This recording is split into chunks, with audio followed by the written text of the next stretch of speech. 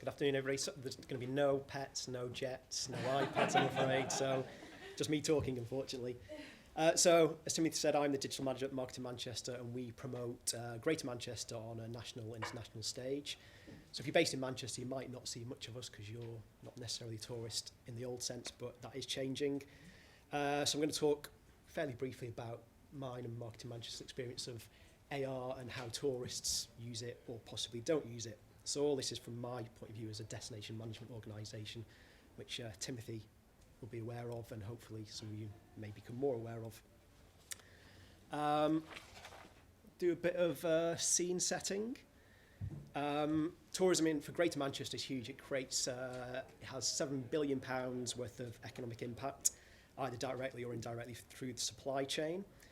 You can see some impressive stats in terms of day visitors, so 56 million day visitors and even more overnight stays. You can see some of the reasons why people come here for short breaks, explore the area.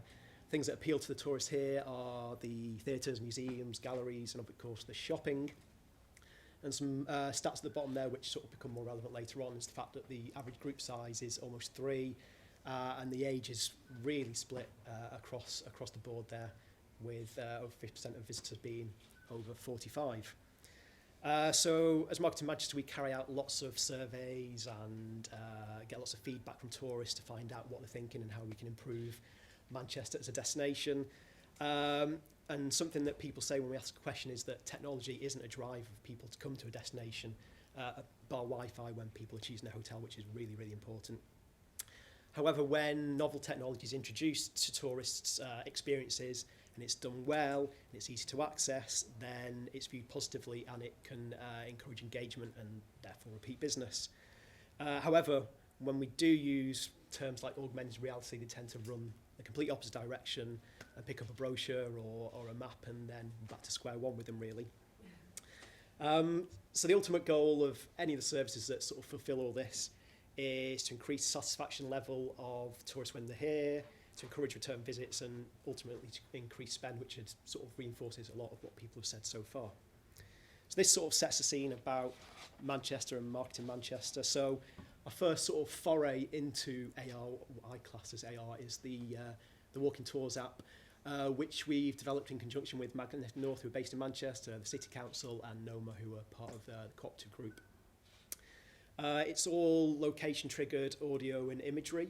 It's written by experts, so Blue Badge guides and tour guides, and people like Mary Ann Hobbs have all contributed to it. And at the moment, we've got 3 tours within it, which are all sort of themed by sort of theme or location.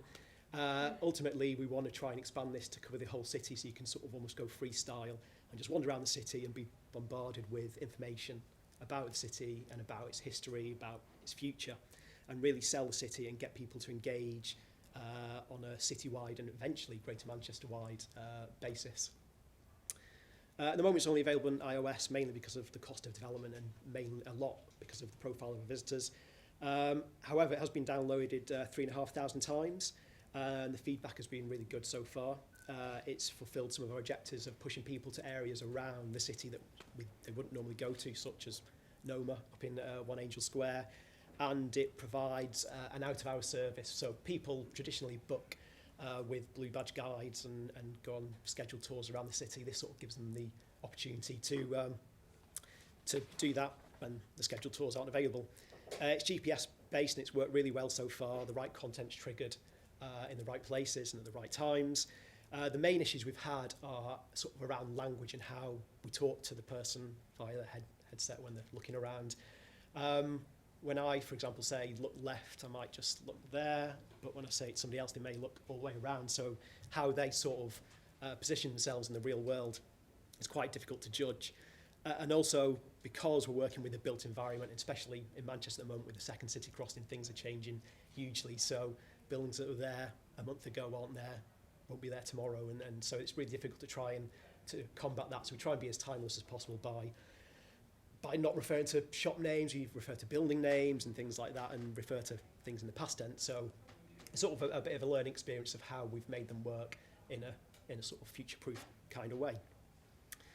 So yeah, they've gone down really well, and we're continue to push them and hopefully expand upon the tours we've got so far to sort of, like I said, encompass the entire city region. On something unfortunately not developed by Marketing Manchester, and I know we've talked about gamification a little bit already, but Ingress is, I don't know if you're aware of it, it's a real world game developed by IFITT Labs, who came out of Google. It's a real world game where you go around and you try and take over locations via this app, which has been downloaded over 8 million times, and you sort of create little portals on top of buildings and points of interest and famous locations, and you try and capture these places and compete against other people.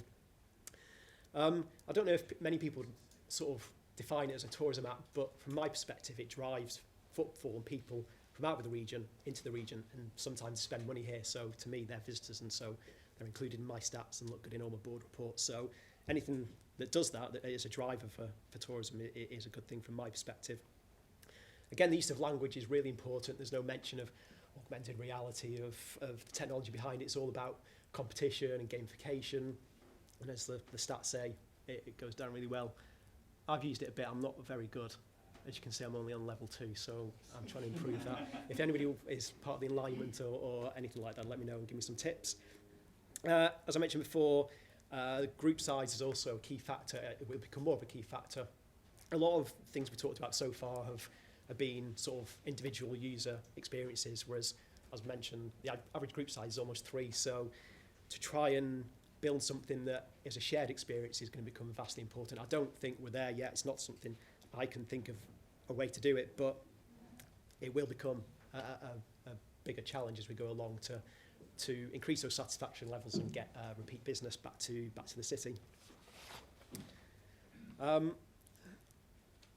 Next one is, where do we go from here, really?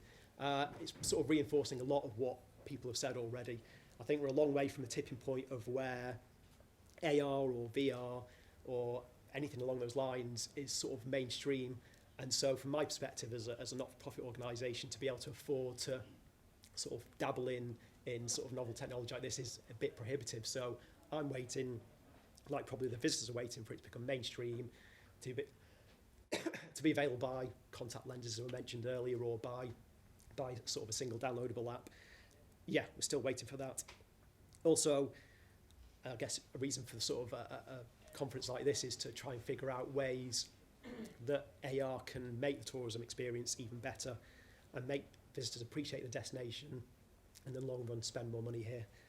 And on the flip side, again, what's been mentioned already is sort of the economic impact that AR has for businesses in, well, Greater Manchester and the region.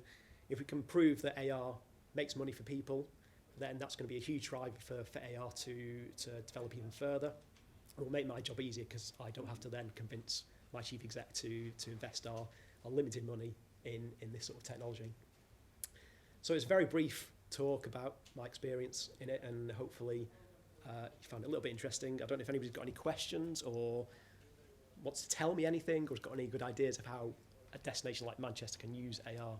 I'm happy to steal your ideas and maybe give you some credit somewhere along the line.